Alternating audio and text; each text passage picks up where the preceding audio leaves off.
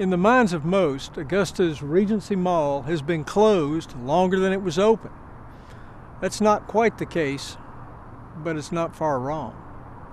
Regency Mall opened as the largest mall in Georgia on a hot day in July 1978. The hot day didn't matter because it was air-conditioned and for 1 week was Augusta's only enclosed shopping center. Augusta Mall opened the next week on Wrightsboro Road. Mall developer Edward J. DeBartolo helped usher in a new era in Augusta business. That opening day, about 70% of Regency Mall's 139 stores were occupied. Thousands of cars filled the parking lot, and more than 40,000 shoppers flooded the retail center. I was here that day. Edward J. DeBartolo, the man himself, was here. His son, who ran the San Francisco 49ers, was here. And his daughter was here. She was kind of glamorous. We thought she looked like a movie star. The new Regency Mall had 2 levels and 4 anchors: Montgomery Ward, J.B. White's, Belk, and Cullum's. Rival Augusta Mall also had 2 levels, but was smaller with only 2 anchors: Rich's and Davison's, which later became Macy's. Despite the competition, Regency's managers predicted a long and lucrative future, but they were wrong. Augusta Mall kept growing while Regency began to decline. The reasons avoid a simple explanation, but almost everyone in Augusta has an opinion. Regency's opening coincided with a gradual shift of Augusta's more affluent subdivisions.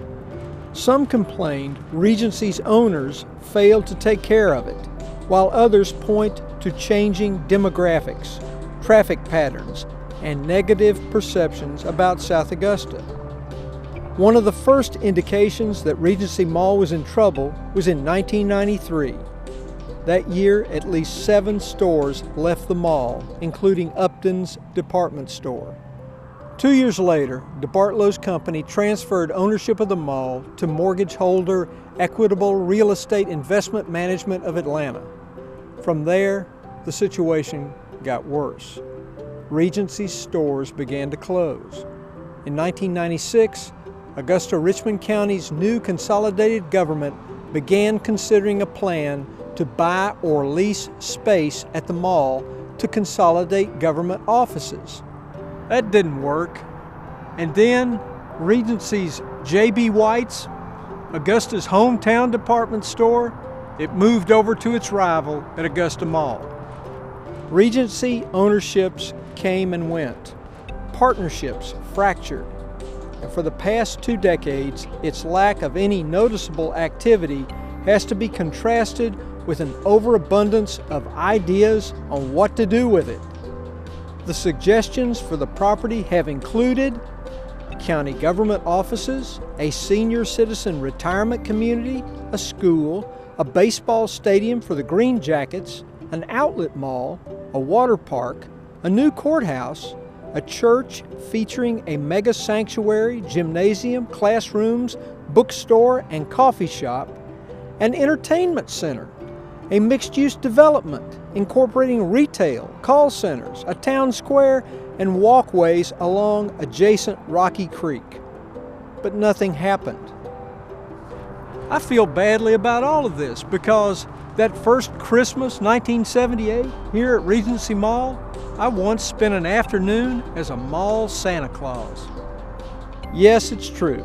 Someone thought it would be a great first-person reporter idea to see what it's like to have little kids sit on your lap and ask you for Christmas toys. That's what I did for much of a December afternoon back in 1978. For the record, I was in my 20s and needed makeup and padding to accomplish the role. That was a good time. This was a good mall. Maybe they can't fix it, but we can still remember it.